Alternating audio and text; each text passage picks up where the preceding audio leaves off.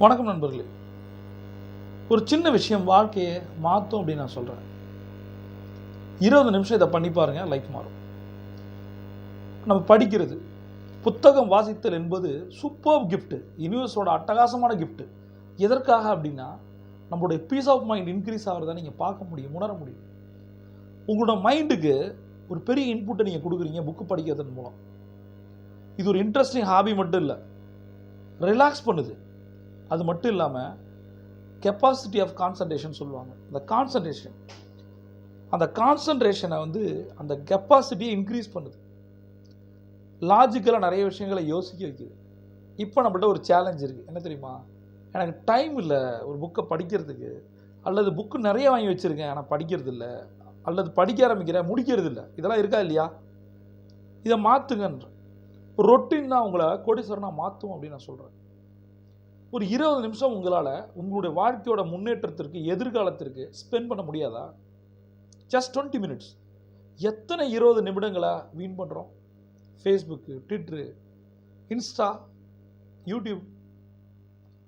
எத்தனை நிமிஷங்களை நம்ம அறிவை சேமிப்பதற்கும் அதை வெளிப்படுத்துவதற்கும் பயன்படுத்துகிறோம்? அந்த சோஷியல் மீடியாவை கொஞ்சம் கட் பண்ணிவிட்டு நைட்டு பெட்டுக்கு போகும்போது அட்லீஸ்ட் ஒரு 20 மினிட்ஸ் தூங்குறதுக்கு முன்னாடி புக்கு படிக்கலாம். இப்போ இந்த ஒரு சேலஞ்சை மாற்றணும், எனக்கு டைம் இல்லை, அந்த நேரம் டைம் இருக்கும். எப்பயும் தூங்க போகிறதுக்கு முன்னாடி ஒரு 20 நிமிஷம் படிச்சுட்டு தான் படுப்பேன் அப்படின்னு நாம் டிசைட் பண்ணணும். நாம் பண்ணுறதை பார்த்து நம்ம குழந்தைகள் மாறும். இதை நம்ம டீமுக்கும் சொல்லிக் கொடுக்கணும். சரியா? என்ன மாதிரி புத்தகங்கள் படிக்கலாம்? உங்களுடைய இன்ட்ரெஸ்ட்டுக்கு, டேஸ்ட்டுக்கு படிக்கலாம். நைட்டு தூங்கும்போது கண்டிப்பாக மோட்டிவேஷனல் புக்ஸ் படிக்கவே கூடாது. ஏன் தெரியுமா? அது நம்ம ஒரு கேட்டலிஸ்ட் மாதிரி. மோட்டிவேஷனல் புக்ஸ் படிக்கும்போது நமக்கு வேறு மாதிரி ஆகிட்டு இருப்போம். அப்போ அது தூக்கத்தை இன்னும் டிஸ்டர்ப் பண்ணும். யோசிச்சு அப்படியே காலில் வந்துடும். அதனால் என்ன மாதிரி புக்கு படிக்கலான்னா, மூளை சம்மந்தப்பட்ட, மனசு சம்மந்தப்பட்ட, மெடிடேஷன் சம்மந்தப்பட்ட, ஏதாவது பாசிட்டிவான, கான்ஃபிடென்ட்டான பேஸ் புக்ஸ் தான் படிக்கணும். ஆழ்மனதின் அற்புத சக்தி, அந்த மாதிரி புத்தகங்கள்லாம் படிக்கலாம். அதை விட்டு நீங்கள் ஒரு அக்ரெசிவான ஒரு மோட்டிவேஷன் புக்கு படிச்சிங்கன்னா தூக்கம் போயிடும். அதனால் எதெல்லாம் பாசிட்டிவாக சாஃப்டாக இருக்கோ அதெல்லாம் படிக்கலாம். நிறைய புக்ஸ் இருக்குது. மெடிடேஷனை பற்றி எத்தனையோ புத்தகங்கள் இருக்குது. நம்ம படிக்கும்போது தான் நம்மளை நாமே மாறுறதை உணர முடியும். நம்ம அதை படிக்கிறது மட்டும் நிறுத்தக்கூடாது. எனக்கு பெரிய ஸ்ட்ரெஸ் இருந்துச்சுன்னா நான் என்ன பண்ணுவேன்? ஒன்று தூங்குவேன். தூங்கி எழுந்திரிச்சவனே இப்பயும் சரி, இத்தனை வருடங்களாக எப்போ நான் தூங்கி எழுந்தாலும் முதல்ல நான் தேடுறது புத்தகங்களை தான். என்னோடய பெட்டை சுற்றி ஒரு 3-4 புக்கு இருக்கும். கண்டிப்பாக என்னோடய பெட்டு கீழே கண்டிப்பாக 4 புக்கு இருக்கும்.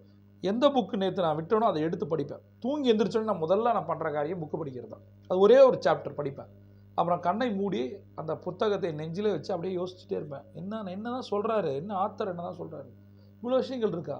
ஒரே புத்தகம் எவ்ரி 6 மந்த்துக்கு ஒரு தடவை மாறிட்டே இருக்கும், தெரியுமா? ஒரு புத்தகத்தை நீங்கள் வேணால் படித்து பாருங்கள். ஏதாவது ஒரு புத்தகத்தை எடுத்துங்க, உங்களுக்கு பிடிச்ச ஆத்தரோட புக் எடுத்து பாருங்கள். ஒரு 1 இயர் 2 இயர்ஸ் கழிச்சுனா படிச்சிங்கன்னா கம்ப்ளீட்டாக வேறு மாதிரி. ஏன்னா புத்தகத்தில் இருக்கிற கருத்துக்கள் ஒன்று தான், நம்மளுடைய மெச்சூரிட்டி லெவல் மாறுது. நம்ம புரிய ஆரம்பிக்கிறோம், உணர ஆரம்பிக்கிறோம். அதனால் உங்கள்கிட்ட நான் கேட்குறது ஒன்று தான். டெய்லி தூங்க போகிறதுக்கு முன்னாடி ஒரு 20 நிமிஷம் வாய்ப்பு இருந்தால் தூங்கி எழுந்துச்சு ஒரு 5 to 10 மினிட்ஸ் 20 மினிட்ஸ் படிக்கலாம். படிங்க, உங்கள் வாழ்க்கையை மாற்றும். பிரபஞ்சம் கொண்டு இதில் காத்திருக்கு. நீங்கள் ஒரு சாம்பியன். சியோட்டா.